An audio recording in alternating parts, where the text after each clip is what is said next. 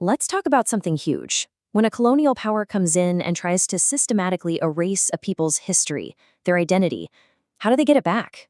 How do they forge a new voice or maybe rediscover an old one? I mean, really think about that for a second.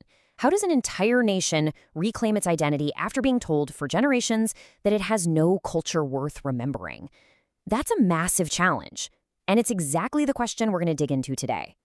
And our guide for this whole journey is Frantz Fanon. He was a psychiatrist, a revolutionary thinker from Martinique, and his incredible book, The Wretched of the Earth, lays out this powerful and pretty controversial roadmap for how this cultural rebirth actually happens. Okay, let's stop and really look at this definition, because it's everything. For Fanon, culture isn't just about old songs or artifacts in a museum. No, it's a living, breathing thing. It's the action of a people creating and defining themselves, especially when they're being oppressed. It's a dynamic process, not some static thing from the past. So to get this journey, we have to start at the very beginning. Colonialism, you see, doesn't just take over land. It tries to take over minds. It systematically drills in the idea that the colonized are people without a past, without art, without any history that matters.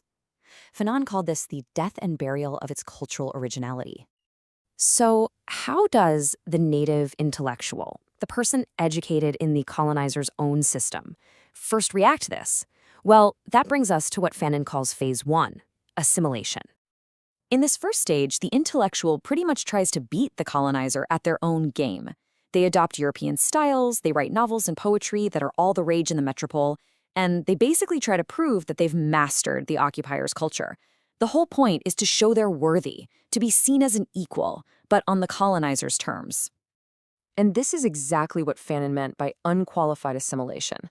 The work of the colonized artist just becomes a mirror, a direct reflection of what's cool in the mother country. It's a performance of being cultured, sure, but it's a mastery of somebody else's culture.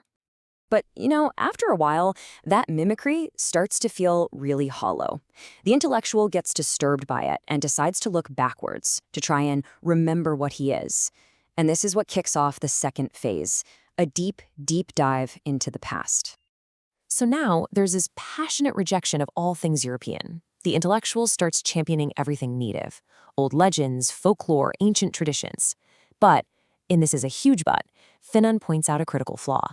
They're often trying to rebuild this past using the colonizer's tools. They're reinterpreting their own history through a foreign artistic lens.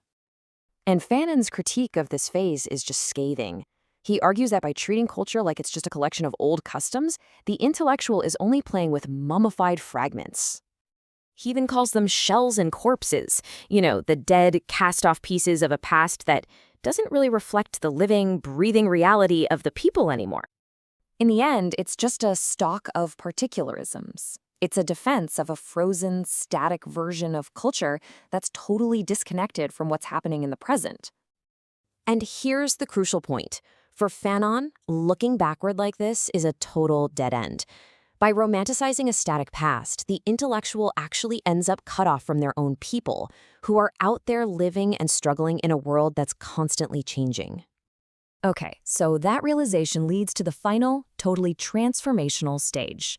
The intellectual stops trying to remember the past and starts trying to forge the future. This is the fighting phase. And at this point, the intellectual's work changes completely. It's not about proving their culture's worth to the colonizer anymore, or digging up old folklore. It becomes a tool for revolution.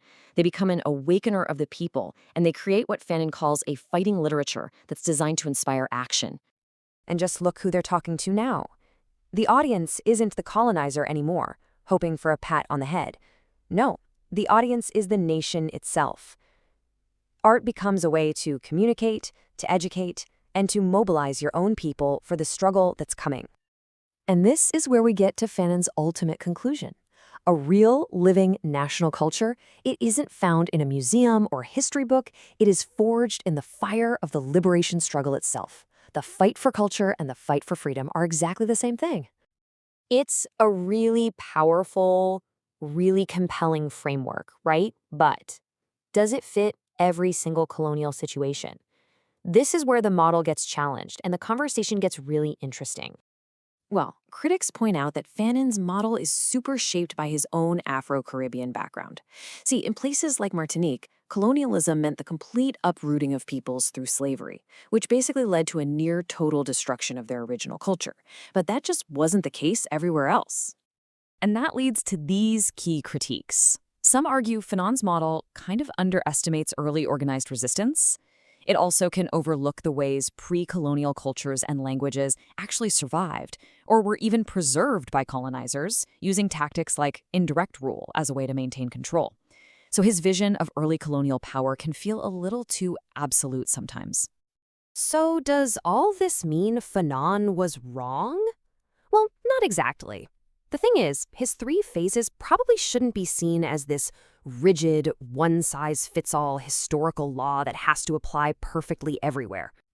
Instead, it's way better to see his work as an indispensable lens. It's a powerful tool for analyzing those deep psychological and cultural links between the struggle for liberation and the creation of a whole new identity. And that brings us right back to his core idea. Fanon's real legacy is this powerful argument. Culture is not some passive thing you inherit. It is an active, ongoing creation. It's the story a people tells about its own struggle just to exist. Which leaves us with one last thought to chew on. If Fanon is right, if culture is truly forged in the heat of struggle, what kinds of culture are being forged in the struggles that are happening all around us, right now?